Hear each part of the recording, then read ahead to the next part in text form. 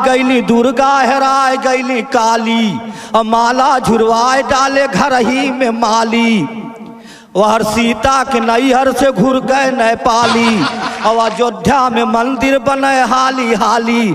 जनता से कहले बजावा लोटा थाली, जोगी बाबा शंख घंटा बजावा, कोरोना भगावा कोरोना भगावा। तो दूरी बनावा रहा मत इकट्ठा, दूरी बनावा रहा मत इकट्ठा, और जाबा लगावा मुंह पे बांधा दुपट्टा, जाबा लगावा मुंह पे बांधा दुपट्टा। और बैंक में रोज होला धक्की के धक्का, और क्रिकेट वाले के बंद चौका छक्का, और बंद कारखाना बंद सारा भट्ठा। यार पान वाले पोते न पौले चुन्ना कट्ठा, रथ लाइट डीजे के जाम भयल चक्का, रथ टेंट लाइट डीजे के जाम भयल चक्का।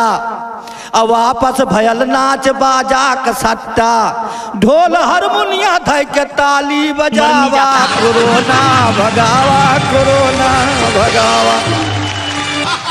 तो सब्जी फल किराना बिकल दूध और दवाई, सब्जी फल किराना बिकल दूध और दवाई। अब बाकी दुकान खुली तो कोरोना हो जाई। अलमारी में हलवाई का सर गईल मिठाई, और दाढ़ी बार घर घर बनावेल नाई।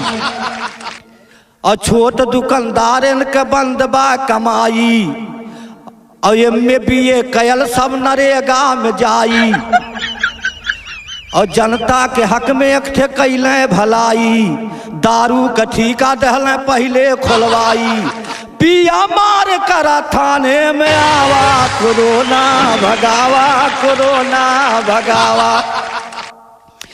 तो जनता समझना ही पावत सियासत, और 12 बजे रतिया में आवे ले आफत।